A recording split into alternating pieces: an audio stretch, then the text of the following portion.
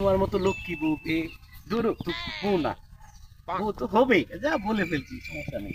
কারণ দেখো, তোমার মতো আমি লক্ষ্মী একটা বউ পাবো, এটাই তো আমার ভাগ্যে। আসলে তুমি অনেক ভালো, তাই তোমাকে অনেক ভালোবাসি। জানো, আমি আমার আম্মারে বলছি যে রুনারে আমি খুব ভালোবাসি। তো আম্মা বলছে, দেখ ওরা তো গরিব। আমি কিছু গরিব বলে কি হয়েছে, ওরা তো মানুষ। আম্মা বলছে, হ্যাঁ তুই ঠিকই বলেছ। তখন আম্মা বললো, আমার ছেলের এত বুদ্ধি আমি জানতাম না, বুঝছো? তো আমার মা অনেক ভালো, আমার বাবা অনেক ভালো, তোমাকে দেখবি খুব আদরে যত্নে রাখবে, হ্যাঁ, বুঝছো? আমি তো চাই এটাই, আমার শ্বশুর বাড়ির লোক আমাকে খুব আদরে রাখো। কারণ আমার মা নাই, আমার মাকে আমার নিজের মায়ের মতো ভাববো, আর তোমার বাবাকে নিজের বাবার মতো ভাববো।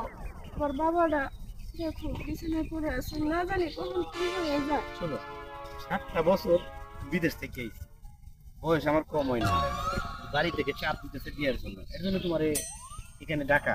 আর তোমার বাপ অসুস্থ, এখন কিছু করা যাবে না, আগে ওনাকে সুস্থ করো, সুস্থ করার পরে আমরা বিয়ে শাদী করে ফেলবো, ওকে?